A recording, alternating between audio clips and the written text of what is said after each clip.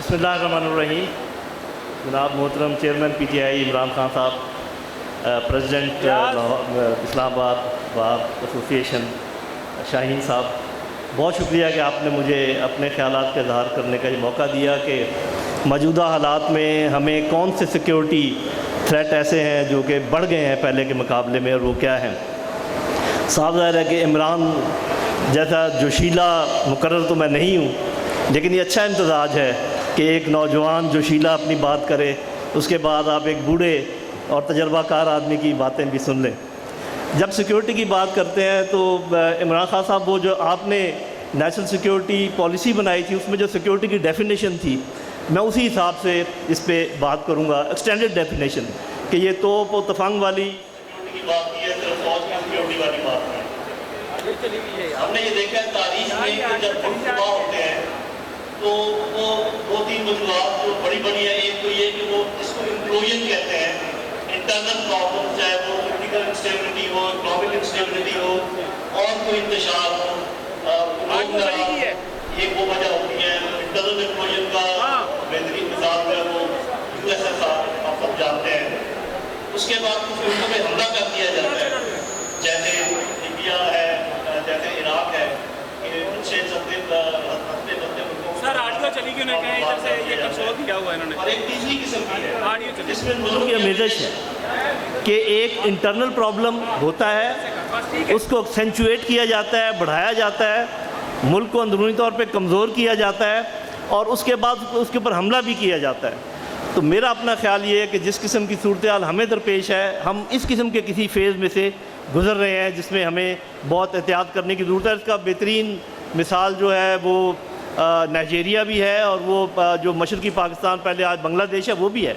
Internally हमारी गलतियाँ थीं, उनको बढ़ाया गया, जब देखा कमज़ोरी बहुत ज़्यादा होगी फिर हमला किया गया।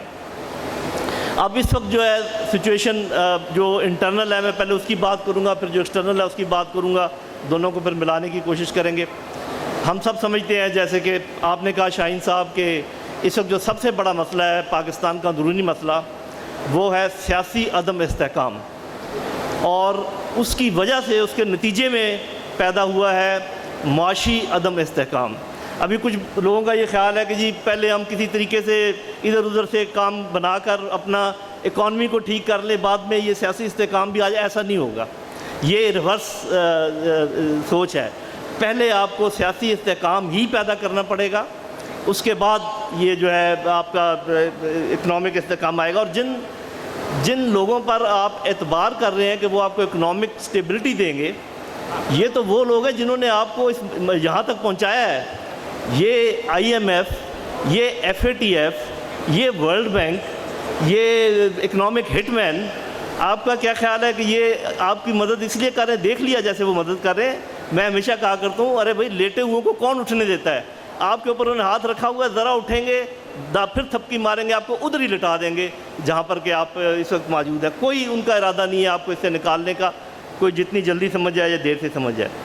तो ये जो दो चीज़ें जब मिल जाती हैं, पॉलिटिकल इंस्टेबिलिटी और इकोनॉमिक इंस्टेबिलिटी, तो ये तो मुल्क के लिए बिल्कुल रोज़ हमें नीचे लिए जा रही है। इसका मुख्तसर सा जो मदावा है बड़ा सिंपल है, जल्द इंतखाबात, शफाफ इंतखाबात। इसके बग़ैर ये मसला हल होने का नहीं है और इसके बग़ैर हम आगे नहीं बढ़ सकते, इसमें कोई दूसरी शक व शुबा नहीं होना चाहिए। इसके बाद और हमें अंदरूनी मसाइल भी हैं, मैं उनका जिक्र करता हूँ कि जिस तरीके से हमारा माशरा कट बट गया है।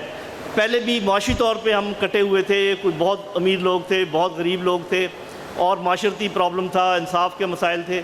लेकिन ये जो अभी एक पॉलिटिकल पोलराइजेशन पैदा हुई है, इसमें जितनी गहरी है ये और जितनी इसमें कड़वाहट है, ये मेरे ख्याल पहले कभी नहीं थी। और अगर इसके लिए कोई काम ना किया गया तो ऐन मुमकिन है कि कोई सिविल स्ट्राइफ या आमना सामना इस किस्म का बहुत बड़ा कोई मसला पाकिस्तान के लिए पैदा हो जाए। इसी से मिली हुई चीज़ है जो आपने भी जिक्र किया, इदारों की बेतौकीरी। कि देखिए ये तो काफ़ी अरसे से पुलिस और लोअर जुडिशरी और हमारी ब्यूरोक्रेसी के मतलब तो पहले भी लोगों को इतना एतबार नहीं था, लेकिन जो बड़े बड़े इदारे हैं जैसे election commission, NAB, superior judiciary, arm forces of Pakistan, इनके मतलब इस किस्म की कड़वाहट और इस किस्म की दूरी पहले कभी नहीं थी। اور یہ بہت ہی خطرناک چیز ہے. میں ایک فوجی کی حیثیت سے آپ کو بتا سکتا ہوں کہ آپ کی فوج جتنی بھی مضبوط ہو، اگر اس کے پیچھے عوام نہ کھڑے ہوں، وہ آپ کو کوئی جنگ جیت کے نہیں دے سکتے، وہ آپ کا دفاع نہیں کر سکتے. تو یہ تو ہمیں سوچنا ہے سب سے پہلے کہ کیسے اس خلیج کو ختم کیا جائے، اور یہ صاف ظاہر ہے کہ اداروں کو بھی سوچنا ہے، پولیٹیکل لیڈرشپ کو بھی سوچنا ہے، نوجوانوں کو بھی سوچنا ہے کہ یہ کام جو ہے یہ بہت خطرناک ہے. ہمیں اگر کوئی کڑواہٹ ہے بھی دل میں سمجھوں گا کہ اس کو تھوڑی دیر برداشت کر لینا چاہیے. اس کا اس طریقے سے اظہار نہیں کرنا چاہیے کہ اس میں دشمن اس کو ملٹی پلائی کر رہا ہے. آپ ایک بات کرتے ہیں، اس کو 100 دفعہ بوٹس میں ڈال کر وہ پورے اس میں لے آتا ہے. اس کا کیا علاج ہے؟ یہ جو اداروں کی بے توقیری اور یہ جو کڑواہٹ ہے معاشرے کی، میرا خیال ہے اس وقت ایک اس کا علاج ہے، اور وہ ہے جوڈیشل کمیشن. کیونکہ یہ ایک دوسرے پر عدم اعتماد ہونے کی وجہ سے یہ سارا کچھ پیدا ہوا ہے. اور جوڈیشل کمیشن کا تو کوئی پرابلم ہونا نہیں چاہیے. پی ٹی آئی کی ڈیمانڈ تھی، D G I S P R نے کہا کہ ہم معاونت کریں گے، ہمیں کوئی اعتراض نہیں ہے، گورنمنٹ بھی مان رہی تھی. تو اس میں کیا مسئلہ ہے؟ اس کو جلد از جلد کر لینا چاہیے. اور جو بھی میرا خیال ہے کہ اگر تو کیونکہ حکومت کا مجھے پتہ ہے کہ یہ پریروگیٹو ہے، اگر وہ نہ کریں تو میرا خیال ہے کہ پی ٹی آئی جا سکتی ہے چیف جسٹس صاحب کے پاس سپریم کورٹ میں.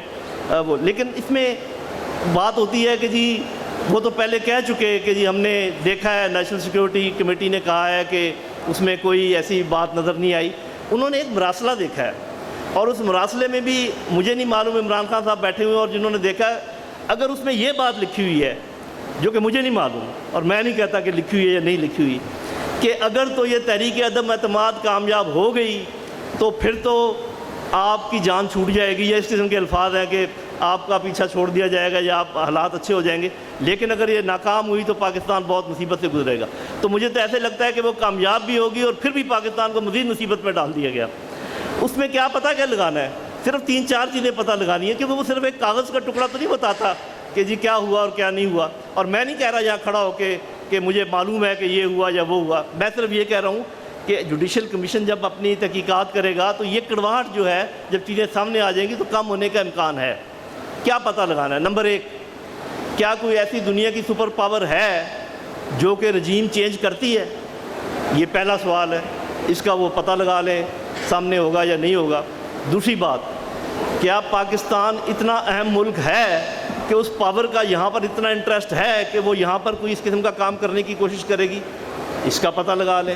کوئی ایسا مشکل کام نہیں ہے، یہ تاریخ میں لکھا ہوا ہے، ابھی ہم جانتے ہیں. تیسری بات، کیا عمران خان صاحب کی حکومت کوئی ایسے اقدامات کر رہی تھی فارن پالیسی لیول پر، یا کوئی ایسی شفٹ ہو رہی تھی جس سے جو ان کو گراں گزرتی تھی، چاہے وہ افغانستان کے متعلق ہو، چاہے وہ کشمیر کے متعلق ہو، بھارت کے ساتھ تعلقات ہوں، یا ایران والی بات ہو، روس کے ساتھ جو معاملات تھے وہ ہوں؟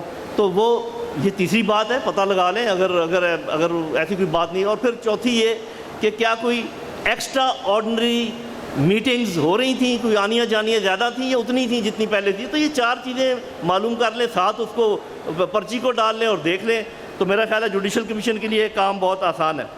تو چونکہ وقت کم ہے، میں صرف اتنا کہوں گا کہ ایک اور خطرہ جو ہے، پاکستان نے بڑی کوشش کی کہ بیلنس آؤٹ کرے 2 سپر پاورز کے درمیان، اور چین نے کبھی اعتراض نہیں کیا تھا کہ آپ امریکہ کے ساتھ تعلقات رکھیں یا نہ رکھیں. لیکن مجھے اب ایسا محسوس ہوتا ہے کہ امریکہ نے آپ پر دباؤ ڈال دیا ہے کہ آپ ہمیں بتائیں کہ آپ ہمارے ساتھ ہیں یا نہیں ہیں، اور اب وہ آپ کو چوائس نہیں دے رہے. اگر وہ آپ کو چوائس نہیں دیں گے تو اس کے کیا خطرات ہوں گے؟ افغان حکومت کے ساتھ آپ کے تعلقات خراب ہوں گے، تحریک طالبان پاکستان کے ساتھ آپ کی بات چیت ناکام ہوگی، آپ ہندوستان کے ساتھ تجارت شروع کر دیں گے، آپ ان کے ساتھ بات چیت شروع کر دیں گے، اور وہ جو ظلم و ستم ہے مقبوضہ کشمیر میں ایسے ہی جاری رہیں گے، ریپس ہوتے رہیں گے، قتل ہوتے رہیں گے، شہادتیں ہوتی رہیں گی. اس کے علاوہ ایران کے آپ کو قریب نہیں جانے دیں گے. آپ مر رہے ہیں، آپ کو ایک ایک بوند پٹرول کے لیے ترس رہے ہیں، اور ایران کے پاس فالتو پڑا ہوا ہے، روس آپ کو دینے کو تیار ہے. آپ یہ کچھ نہیں کر پائیں گے، آپ آہستہ آہستہ اپنی سانسیں آپ کی کم ہوتی چلی جائیں گی. تو ایسے میں کس بات کی ضرورت ہے؟ ضرورت ہے ایک ایسے لیڈر کی جس کی نگاہ عقابی ہو، یہ ساری چیزیں دیکھ سکے، جس کا کچھ کا میں نے ذکر کیا، کچھ کا ذکر شاید میں نہیں کر سکا.